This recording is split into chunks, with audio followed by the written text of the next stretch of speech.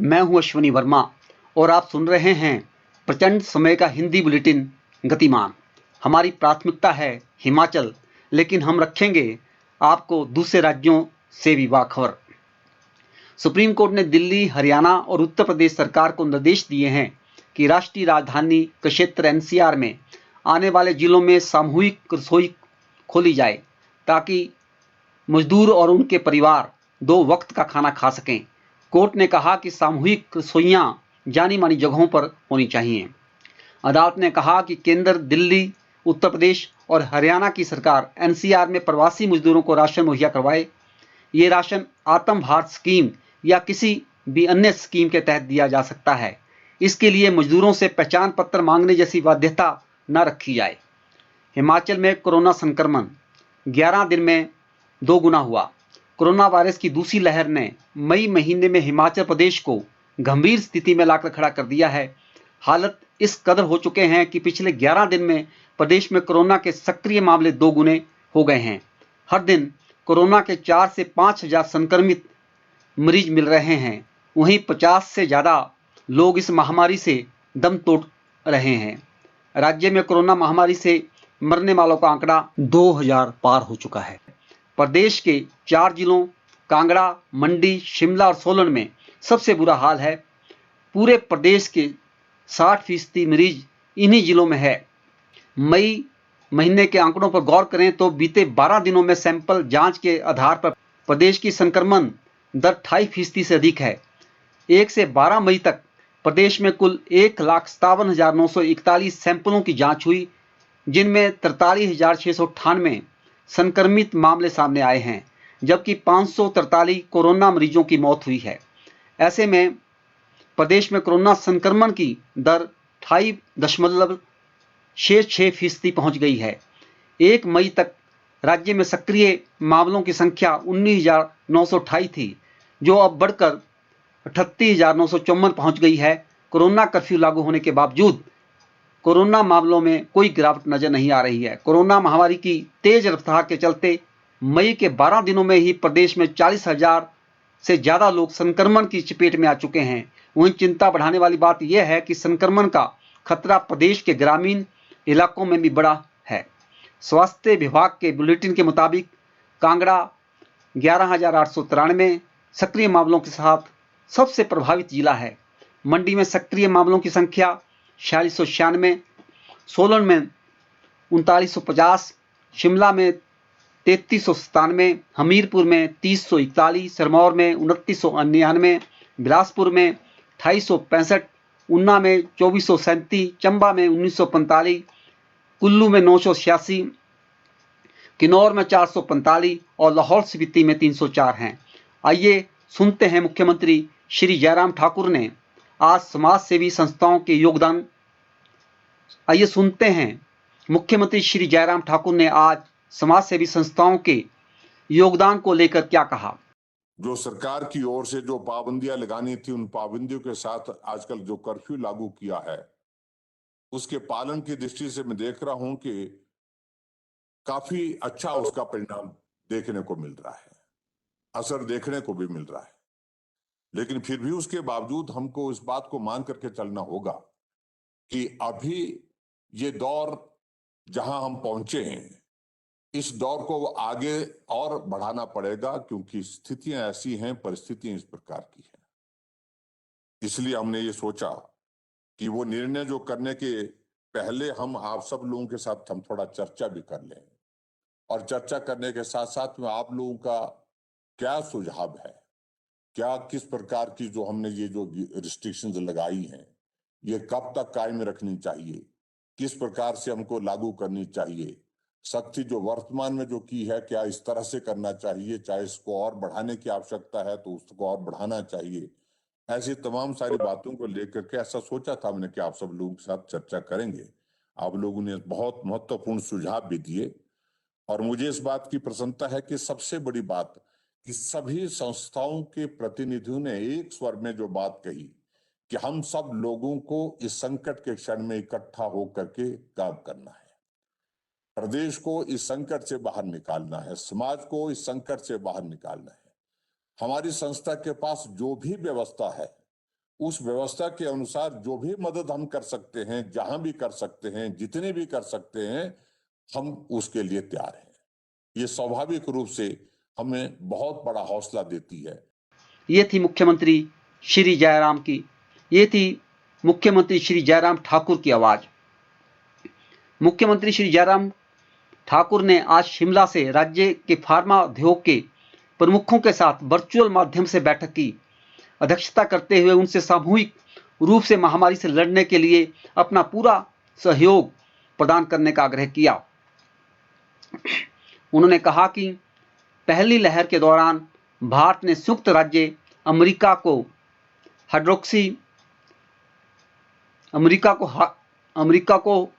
Hydroxy chloroquine HCQ की 50 million tablet भेजी थी और हिमाचल प्रदेश ने मानवता की सुरक्षा के लिए इस वैश्विक प्रयास में HCQ का निर्माण किया। उन्होंने कहा कि इस महामारी से लड़ने में फार्मा उद्योग की भूमिका महत्वपूर्ण थी और फार्मा उद्योग के प्रमुखों ने न केवल कोविड-19 से लड़ने में राज्य सरकार को अपना पूरा सहयोग दिया, बल्कि CSR के तहत सरकार की सहायता भी की। अश्लील फोटो भेजकर महिला अफसर को ब्लैकमेल करने वाले शातिर पर मुकदमा दर्ज। राजधानी शिमला में एक प्रोजेक्ट में कार्यरत महिला अफसर के मोबाइल पर एक अज्ञात शातिर व्यक्ति ने एडिट कर उसके अश्लील फोटो भेज दिए। इतना ही नहीं, आरोपित ने कई अश्लील मैसेज भी महिला अफसर को भेजे और उसे ब्लैकमेल किया। पीड़िता ने इस बात की शिकायत महिला पुलिस थाने में की, जिसके बाद आरोपित के विरुद्ध FIR दर्ज कर ली गई है। कुलदीप राठौर ने कहा कि कोरोना महामारी में मानवता और आपसी भाईचारे को बढ़ाने की आवश्यकता। हिमाचल प्रदेश कांग्रेस अध्यक्ष कुलदीप सिंह राठौर ने कहा है कि कोरोना महामारी के इस दौर में देश व प्रदेश में मानवता और आपसी भाईचारे को बढ़ाने की बहुत आवश्यकता है। इस महामारी के दौर में हमें एक दूसरे का सहारा बनते हुए आगे आना है। आपदा में अवसर तलाशने वालों को बेनकाब करते हुए लोगों को उनके अधिकारों के प्रति जागरूक करना है। ये सब कांग्रेस ट्रेनिंग विभाग बखूबी कर सकता है। उन्होंने कहा कि भाजपा की ध्रुवीकरण की नीति से आज देश की एकता और अखंडता को खतरा पैदा हो गया है। इसलिए कांग्रेस कार्यकर्ताओं के कंधों पर एक बहुत बड़ी जिम्मेवारी है, जिसे उन्हें पूरा करना होगा। मंडी की चौहार घाटी में फिर लहलहाई अफीम की खेती। पुलिस ने मारा छापा तो लगभग 66 बीघा निजी और सरकारी जमीन पर तैयार मिली अफीम। करीबन 15 लाख पौधे पाए गए। पद्धर थाना पुलिस की 4 टीमों ने 17 घंटे ऑपरेशन चलाकर किया नष्ट। NDPS एक्ट की धारा 18 के तहत 4 मुकदमे में किए गए दर्ज। अब खबर हिमाचल के मौसम की। हिमाचल में बारिश, बर्फबारी और ओलावृष्टि से मौसम ठंडा हो गया है। शिमला सहित राज्य के अधिकांश जिलों में गुरुवार को भी गरज के साथ बारिश हुई। वहीं कुछ स्थानों पर ओले गिरे। शिमला और कुल्लू जिलों के ऊंचे क्षेत्रों में ओलावृष्टि से सेब सहित मटर व अन्य फसलों को नुकसान पहुंचा है। बीते 24 घंटों के दौरान राज्य के अनेक हिस्सों में बादल बरसे। धर्मशाला में सर्वाधिक 65 मिलीमीटर, मंडी में 31, कुमारसेन और रोहडू में 27, बलद्वारा में 24, रामपुर में 23, नारकंडा, भुंतर और गग्गल में 21, केलंग में 20, गोहर व कोठी में 18 मिलीमीटर, बजुआरा और रोहडू में 17, सियोबाग में 16, बांगटू व पंडोह में 15 मिलीमीटर, कसोग व मनाली में 14, कसौली, सुंदरनगर व जोगिंद्रनगर में 13, बैजनाथ में 12 और शिमला में 11 मिलीमीटर बारिश दर्ज की गई है। राजधानी शिमला में सुबह से मौसम खराब बना रहा। दोपहर तक शहर में गरज के साथ बारिश हुई। इस दौरान अंधड़ भी चले, जिससे कुछ स्थानों पर बिजली गुल हो गई। बारिश से अधिकतम तापमान में 1 से 2 डिग्री और न्यूनतम तापमान में 2 से 3 डिग्री की गिरावट आई है। लाहौल स्पीति के केलंग में गुरुवार को न्यूनतम तापमान 3.5 डिग्री, किन्नौर के कल्पा में 5.6, कुफरी में 6.7, मनाली में 8.4, डलहौजी में 8.5, शिमला में 9.1, भुंतर में 12.3, पालमपुर में 12.5, धर्मशाला में 12.8, सोलन में 13, मंडी में 13.1, सुंदरनगर में 13.9, चंबा में 14.7, कांगड़ा में 15.6, नाहन में 17, बिलासपुर में 18.3, हमीरपुर में 18.6 और ऊना में 22 डिग्री सेल्सियस रिकॉर्ड किया गया। 19 मई से प्रदेश में बादलों के फिर बरसने का अनुमान भी लगाया गया है। राज्यपाल और मुख्यमंत्री ने भगवान परशुराम जयंती पर दी बधाई। राज्यपाल बंडारू दत्तात्रेय तथा मुख्यमंत्री श्री जयराम ठाकुर ने भगवान परशुराम की जयंती के अवसर पर प्रदेश के लोगों को बधाई दी है। कांग्रेस के जिला शिमला ग्रामीण अध्यक्ष यशवंत शास्त्रा ने वैश्विक महामारी के चलते बैंकों से ऋणों की ईएमआई को स्थगित करने और ब्याज दरों को माफ करने की मांग सरकार से की है। शास्त्रा ने कहा कि इस समय कारोबार पूरी तरह से ठप पड़ा है और लोग इस स्थिति में नहीं है कि वे बैंकों की ईएमआई दे सकें। राज्यपाल और मुख्यमंत्री ने ईद पर बधाई दी। अब कुछ सकारात्मक खबरें। 18 से 44 वर्ष आयु वर्ग के लिए 15 मई से कोविन पोर्टल पर उपलब्ध होगा टीकाकरण शेड्यूल। 18 से 44 वर्ष के आयु वर्ग के पात्र लाभार्थियों को कोविड टीकाकरण शेड्यूल 18 से 44 वर्ष के आयु वर्ग के पात्र लाभार्थियों का कोविड टीकाकरण शेड्यूल 15 मई से कोविन पोर्टल पर दिखाई देगा। राष्ट्रीय स्वास्थ्य मिशन के मिशन निदेशक डॉक्टर निपुण जिंदल ने आज यहां कहा कि बिना किसी अपॉइंटमेंट के लिए किसी भी व्यक्ति या लाभार्थी का टीकाकरण नहीं किया जाएगा। उन्होंने लाभार्थियों से किसी भी असुविधा और भीड़भाड़ से बचने के लिए लाभार्थी से अपने निर्धारित पंजीकरण और असुविधा और भीड़ से बचने के लिए लाभार्थी से अपने निर्धारित पंजीकरण के अनुसार ही टीका केंद्र पर जाने का आग्रह किया। उन्होंने कहा कि 18 से 44 वर्ष के आयु वर्ग और प्राथमिकता समूहों वाले लाभार्थियों के टीकाकरण के दौरान कार्य आपस में प्रभावित न हों, इसके दृष्टिगत निर्धारित केंद्रों पर ही संबंधित समूहों का टीकाकरण करने का निर्णय लिया गया है। उन्होंने बताया कि उपायुक्तों और पुलिस अधीक्षकों से टीकाकरण केंद्रों पर कानून व्यवस्था सुनिश्चित करने का आग्रह भी किया गया है।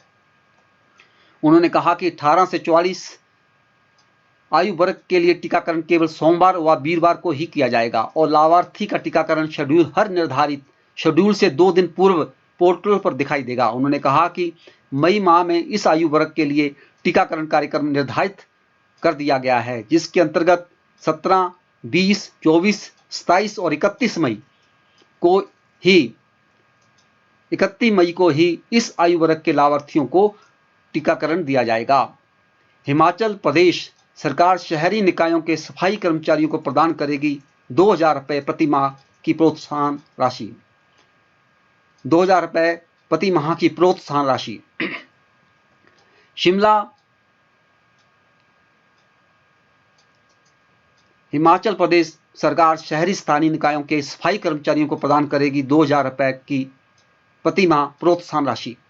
शहरी क्षेत्रों में उचित साफ सफाई बनाए रखने में अपनी महत्वपूर्ण सेवाएं प्रदान करने वाले शहरी स्थानीय निकायों, नगर निगमों, नगर पालिकाओं, नगर परिषदों तथा नगर पंचायतों में कार्यरत सभी सफाई कर्मचारियों को अप्रैल, मई तथा जून के लिए प्रति माह 2,000 रुपये की प्रोत्साहन राशि दी जाएगी। हिमाचल प्रदेश शिक्षक महासंघ ने कोरोना से निपटने के लिए व इस महामारी में जरूरत लोगों की हिमाचल प्रदेश शिक्षक महासंघ ने कोरोना से निपटने के लिए व इस महामारी में जरूरतमंद लोगों की सहायता करने के लिए प्रदेश भर से एक 35 सदस्य समिति का गठन किया है, जिनका मुख्य उद्देश्य जरूरतमंद लोगों की सहायता करना है। मंडी जिले में 16,000 से अधिक लोगों ने दी कोरोना को मात। मंडी जिले में अब तक 16,000 से अधिक लोग कोरोना को मात दे चुके हैं और वे पूरी तरह स्वस्थ हैं। महामारी के बीच अच्छे संकेत। 20 राज्यों में पॉजिटिविटी रेट में गिरावट, 4 राज्यों में यह आंकड़ा 5% से भी कम।